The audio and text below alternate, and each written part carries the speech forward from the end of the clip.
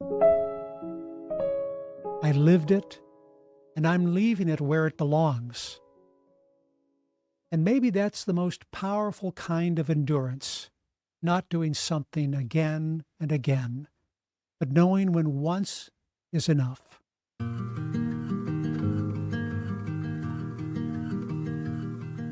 I'm your host, Paul Johnson, and this is Get Some, stories about who we are, how we struggle, and why we keep going. This special series is devoted to Cocodona. It's a 250-mile foot race across Arizona, from the desert near Phoenix up through the mountains to Flagstaff. It's long, brutal, and beautiful, the kind of race that leaves a mark on everyone who tries it. Here's the thing about ultra running. The longer you do it, the more you learn that experience doesn't protect you. It just gives you more stories. In Chapter 2, we meet Andy Jones-Wilkins. If you've been around the sport, you know the name. He's run hundreds of races, taught others how to navigate the lows, and made a life around these long, stubborn miles. But here's the question. What happens when even a veteran steps onto a course that demands everything over and over again? This is a story about experience meeting uncertainty, about what it means to know how hard it's going to get and to keep going anyway.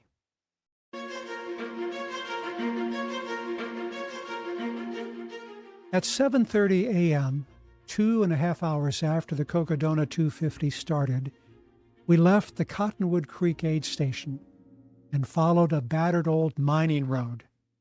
It climbed fast, rough tread, loose rock, switchbacks twisting under a gray morning sky. The kind of trail that tells you early, this won't be gentle. It climbed into the high Bradshaw Mountains beneath a sky that felt unsettled. The mountaintops above were shrouded in cloud. To the north, storm bands still hung low, thick, bruised with color, like something hadn't quite passed. The air was cool. The breeze moved steadily, nothing violent, just constant, like the whole mountain was exhaling. The trail itself was messy in places.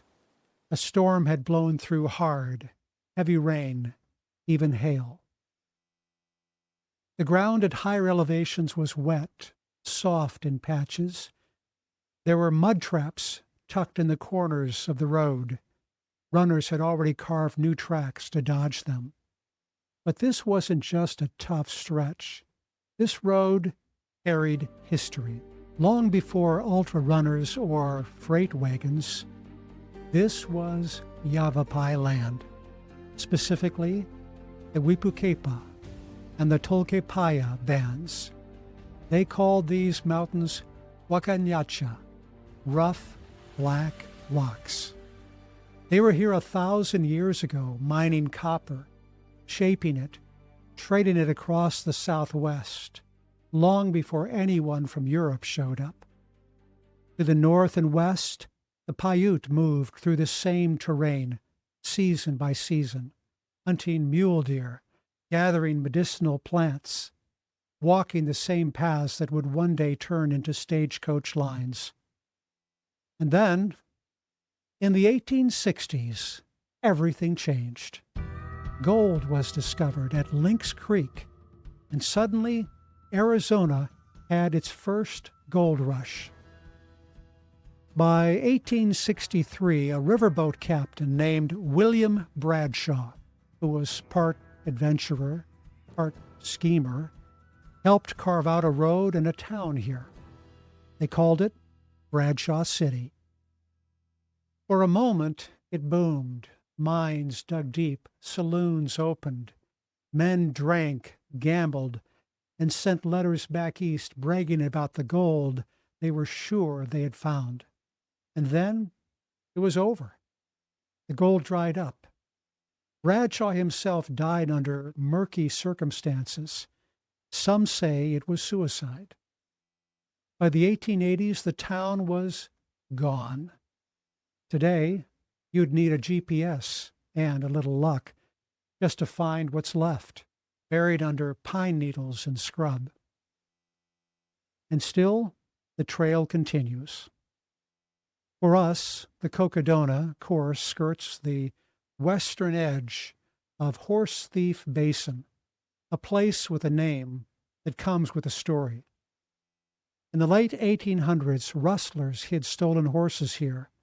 They'd graze them on rich grass, change the brands, and sell them off under new names. It was secluded, fertile, lawless. We didn't see any horses. The rough old mining road kept climbing, winding through pines and scrub as we moved along tired, quiet, chasing a finish line still impossibly far away. In the 1930s, the Civilian Conservation Corps, a program that put young men to work during the Great Depression, punched a road into the basin and built a dam that formed Horse Thief Basin Lake, now stocked with bass and catfish. But on a morning like this, with clouds still rolling over the mountain ridges, the place felt more like a hiding spot than a picnic ground. By mile 10, we crossed the dry bed of Boulder Creek. From there, the real work began. A relentless 8-mile climb over loose rock and rubble. We climbed nearly 2,800 feet, and by mile 17, the ridge finally broke open at just under 4,900 feet elevation. To the south, far below, we could still see Lake Pleasant and the Phoenix Valley, washed clean and glowing in the morning light. At mile 19, the course turned again. Rolling climbs, the kind that wear you down not because they're dramatic, but because they never quite end. Somewhere in those rollers around 10:15 a.m., Andy Jones-Wilkins passed me, bib number 76. He moved steady, unhurried. You could feel the years of pacing in his stride, like he wasn't just running a race, but paying tribute to something deeper. Pinned to the back of his vest was a photo. I called out to him as he passed. "Running for your friend?" He turned briefly and nodded. "Yes, Rob." And then he was gone, climbing into the next stretch of unknown, carrying something that couldn't be measured in miles. Rob was Rob Martin, a pillar of the Arizona trail community, an ultra runner, a father, a physicist with a PhD in high-energy particle science, a bow hunter who loved spreadsheets. He once hiked a 200-mile stretch of the Arizona Trail just for the experience. He died suddenly on November 9th, 2024. He was 54. People say you run with someone's memory, but I think Andy Jones-Wilkins was running through it, not just carrying Rob's photo, but carrying his unfinished miles, his absence, his fire. That's what you do when you choose the unknown. You don't go out there to prove something. You go because you can't stay where you were. Andy Jones-Wilkins wasn't just running Cocodona. He was showing us what it looks like to honor someone you lost by stepping into something they never got the chance to finish. At the top of the climb, the course cut hard to the right, off-road and onto the Lane Mountain Trail. That's where things shifted again. The trail narrowed. The chaparral thickened. Manzanita, acacia, juniper, and oak, all clashing together like they're trying to keep you out. But the air cooled further. Ponderosa pines started to appear, softening the light, giving the trail a sense of enclosure, like walking through the inside of something alive. We passed Lion Spring, a shaded, reliable watering hole where mountain lion tracks are sometimes pressed fresh into the edge. It's not fear you feel there, it's presence, a reminder that you've entered a space that isn't yours. Somewhere in that high forest, the trail crossed the former site of the Lane Mine, one of the first silver mines in the Bradshaws.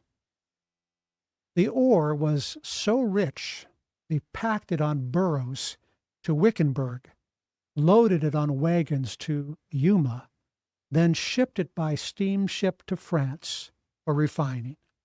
Even now, if you stop and listen, you can almost hear the creak of harnessed leather or the echo of a pick on stone.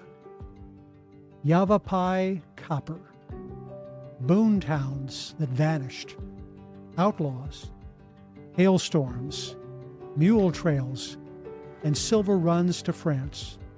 It's all still there, soaked into the soil, buried under mud and pine needles, waiting for someone to pass through and notice. We'll get back to the Cocodona 250 race in a second. But first, who is Andy Jones-Wilkins? Most people in the ultra-running world know him as AJW, a name that became synonymous with front pack grit at Western States. That's the Western States 100, a 100-mile foot race from Squaw Valley to Auburn, California, known for scorching canyon heat, relentless climbs, and the kind of competition that defines careers. AJW didn't just run it. He raced it. He finished 10 times, placed in the top 10 7 years in a row, and became a fixture at the front of the pack during one of the sport's most competitive eras. His race reports, columns, and early blogs helped shape the voice of ultra running before podcasts and film crews showed up. He's tall and lanky, with long arms that swing low and a gait that still looks smooth even 80 miles in.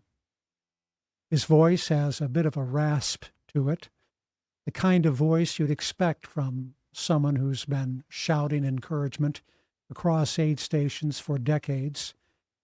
It's the voice of a coach, or more precisely, a head of school, because that's what he was.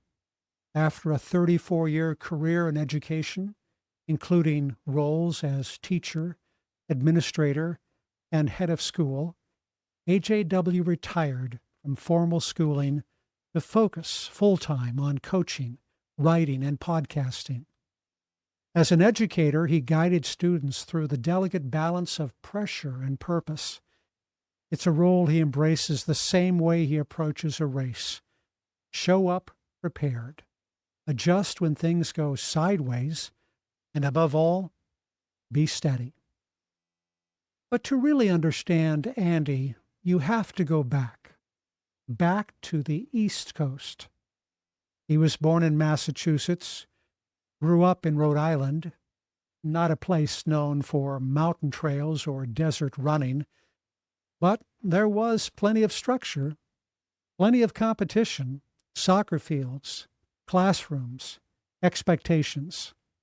And early on, Andy found something comforting in that rhythm, something reliable in the work, that same instinct carried into adulthood, into his vocation, and eventually into his running. But ultra running didn't come to him early. It wasn't until his late 20s that he discovered long races. And when he did, he committed with full force. His first ultramarathon was the Mountain Masochist 50-mile trail run in Virginia. This race played a pivotal role in launching his ultra-running career, and AJW has often cited it as his introduction to the community and the challenge of long-distance trail running. He didn't dabble. He studied. He watched the sport grow. He wrote race reports like field dispatches. He hosted podcasts. He penned a weekly column called AJW's Tap Room, where he shared not just training tips, but stories about failure, family, suffering, and joy. He once wrote, "Ultrarunning is not about victory. It's about survival, connection, and meaning. We don't run these races to be seen. We run them to understand something." And few runners have lived that idea as completely as AJW. He's run the Western States 110 times, earning the coveted 1,000-mile buckle. And for much of the 2000s, he wasn't just consistent, he was fast. From 2004 to 2010, he finished in the top 10 every single year, including a third-place finish in 2005. He knew how to race through heat, through carnage, through competition. But more than that, Andy became the kind of runner who understood the course in his bones, the one you'd ask what mile 78 feels like and what to do when it doesn't feel right. That's near Rucky Chucky, the river crossing. It's one of the most iconic points on the Western States course. By then, you've been running for nearly 80 miles through high country, granite canyons, and furnace-grade heat. And just when your body starts to break, the trail drops toward the American River, and you wade, sometimes waist-deep, across cold, fast water. That crossing resets some people. It breaks others. And AJW? He knew how to move through all of it. But there's a flip side to that legacy. When you become known for mastering something, what happens when you choose to do something you can't master? In 2025, Andy made a decision. He signed up for Cocodona 250. Not to win, not even to prove he could, but because after decades of knowing what to expect, he wanted to step into something completely unfamiliar. He wanted to choose the unknown. And so, at age 56, AJW pinned on bib number 76, stepped to the starting line in Black Canyon City, and joined a field of runners half his age, or a race twice the distance of anything he'd ever done. What he carried with him wasn't just gear or food or pacer plans. He carried history. He carried his students, his family, his aging body. And pinned to the back of his running vest, he carried his friend Rob Martin, who had died unexpectedly just months before the race. And so the question becomes, what happens when one of the sport's most reliable finishers chooses a race with no guarantees? The Cocodona race started with something most hadn't planned for: rain. And then mud.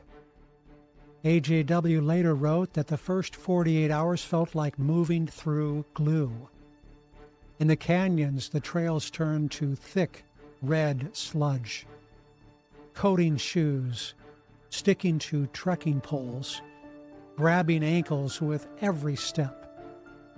Each mile didn't just take energy, it took negotiation.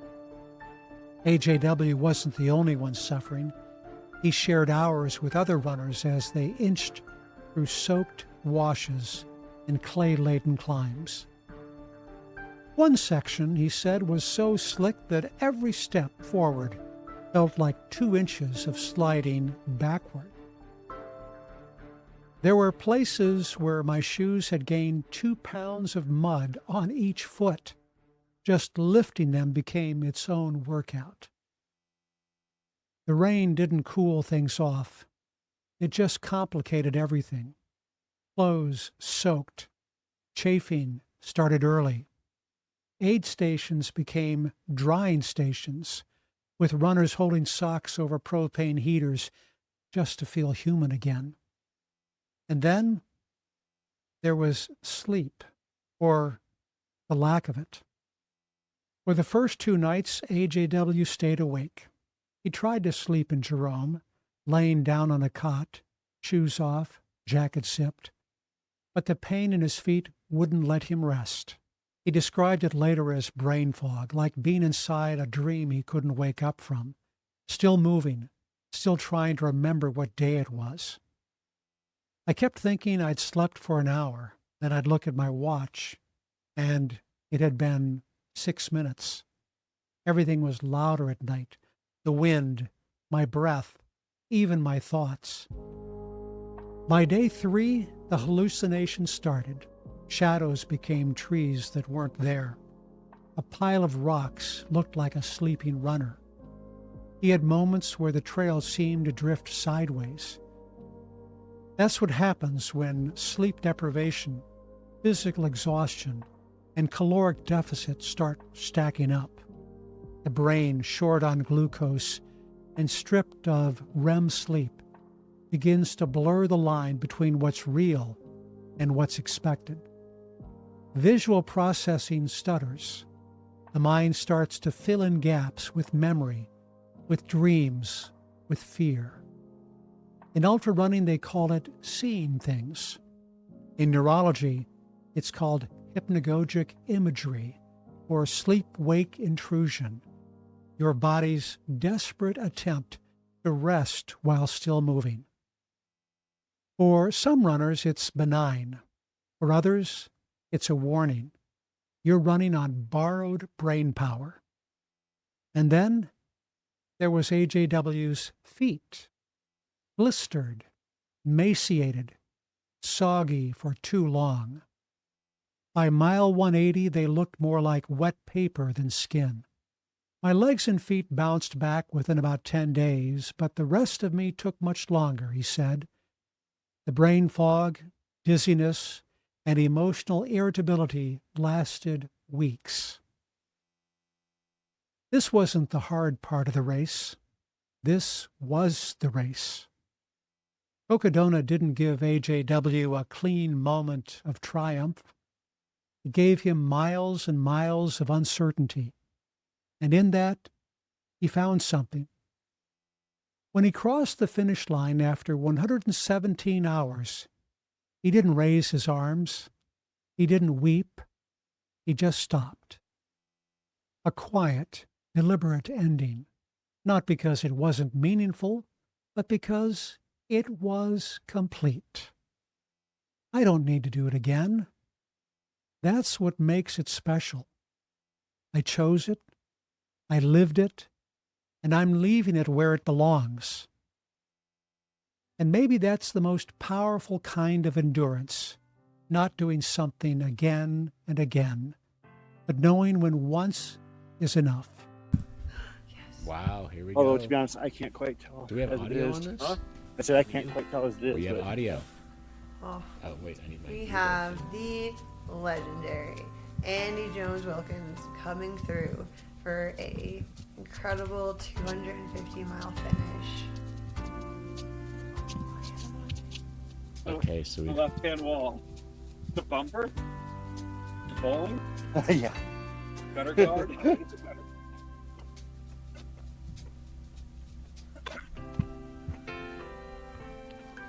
You know what? We should just take up bowling.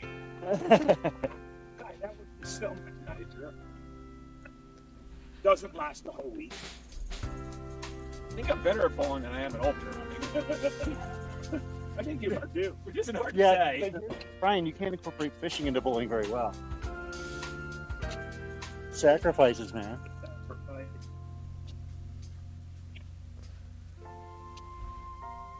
It's like making work for the triathlon. I mean, it's sequential. Here, bowling, and fishing. I can work it out.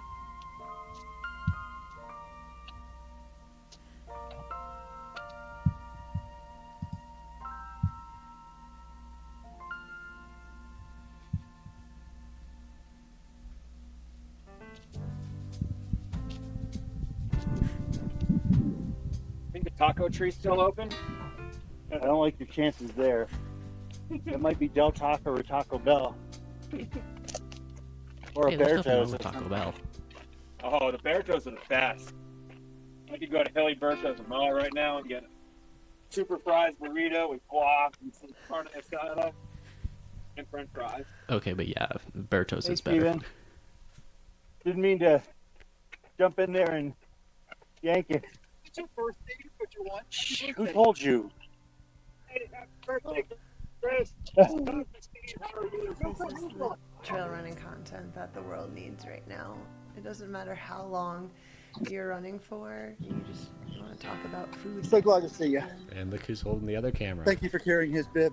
Chris, I what do you missed got doing out live there? streams with him. Oh, I miss it. So God, because he had a tag team with Javelina. We would tag team at. All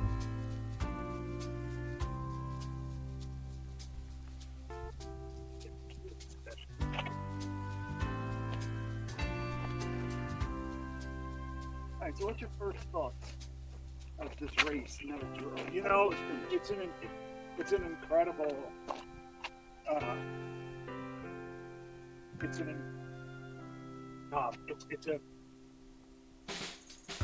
There's a Cocodona feeling. I wanted to see. You're good, Brian. It's Oh, sorry. really a Be the man. I'm just. No, you demand to. To be able to live that feeling 5 days was incredible. You know, I've seen it from the side you guys are. But seeing it's experiencing it, it's like that. It's like and the bubble, the feeling, that's real belong. That's incredible. So that's the first thing. The other thing is it's really, really hard. It is really, you know, and yeah, sure, there's harder races out in the world, man. What we can do, everybody who's been it, and I understand that there are a number of DNFs with the weather the way it was. Anybody who finished this thing is a massive winner this year. Including this guy. Hold it off, man. Oh, goodness. And you know, I did it for Rob Martin, our dear friend. Passed away in November at the age of 54. And I thought of him a lot out there today. And yesterday. And the day before, and the day before, and the day before. There were a couple times. I won't say the words he probably would have said, but I think there were a couple times when I was having some pity parties where he would have really kicked my butt. Okay, I've waited for this moment for a long time. Hey, call it, Chris. Call it. Coming up with that left on Birch, Andy Jones-Wilkins. Gonna head down Birch, cross LaRue, head down Cocodona Alley, and celebrate his first ever 250-mile finish.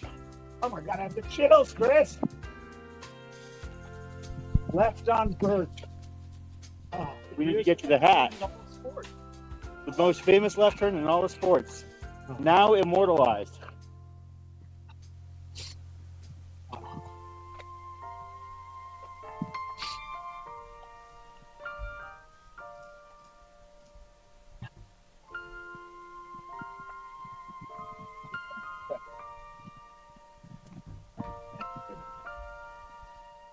Yeah, just stay in the middle.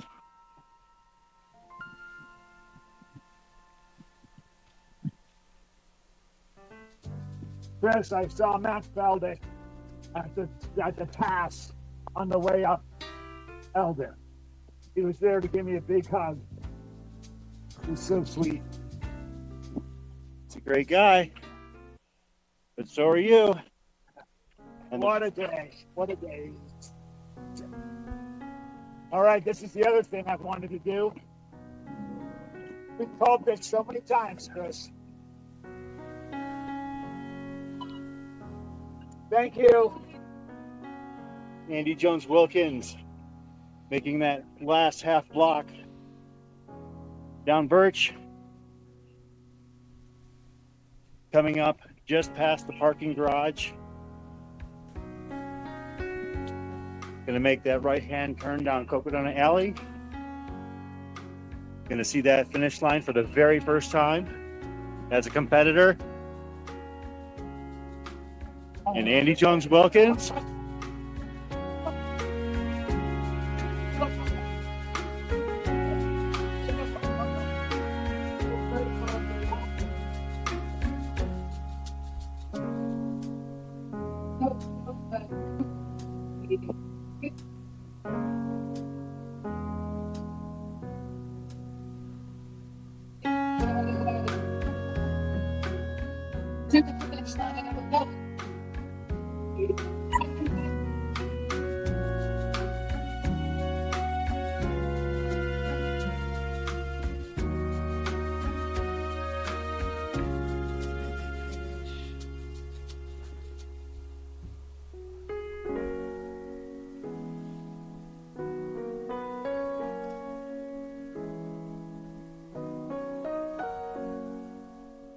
Hey, buddy. You did it. Oh, Chris. Oh, You did it. oh, hey, Logan.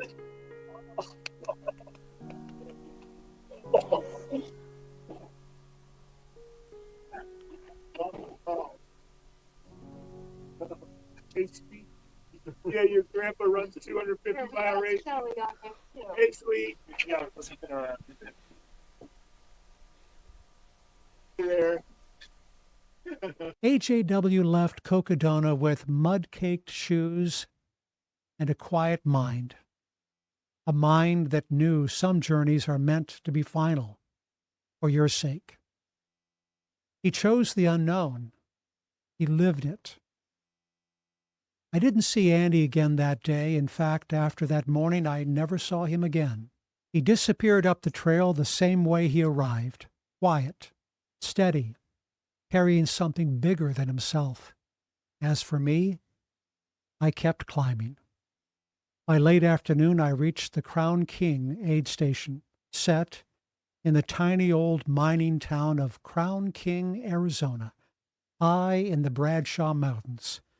The mountaintop was shrouded in low clouds, and the air had a damp chill from the storm that had passed through earlier, hail, rain, and all. The ground was soft and muddy in places, and runners tracked it in with every step. Crown King was bustling, volunteers moving quickly between tents, refilling bottles, offering warm food, helping runners gear up for the night ahead. You could feel the shift in urgency. People weren't just resting, they were preparing. Word had spread. The next section would be colder, wetter, higher. Ahead was a long climb toward Towers Mountain, elevation over 7,600 feet, followed by the descent to the so-called Senator Highway, a rugged forest road that was anything but smooth. From there, the big climb to Union Mountain. Some runners changed clothes, others pulled out waterproof layers. I grabbed calories and layered up. Then I headed out, into the clouds, upward again. You think about people like Andy when the miles get hard, not because they make it look easy, but because they remind you what perseverance actually looks like when nothing about the trail feels possible. That's what I carried out of Crown King, not just my own momentum, but the weight of watching someone else run with love and grief in equal measure. That's it for Chapter 2 of Choosing the Unknown. If you've got a story you think we should hear, I'd love to know about it. Contact me and share a few details. Who knows? Your story might end up in a future episode. Next time on Get Some, we head into the ghost town of Jerome, Arizona, a place where miners and outlaws once tried to scrape out a life on a rocky mountainside, and where Maynard James Keenan, the lead singer of Tool and A Perfect Circle, chose to start over, trading the noise of the stage or the quiet uncertainty of growing wine on Mingus Mountain. We'll look at what it means to leave the known for the unknown, and why the second half of the Cocodona 250 is where the real race begins.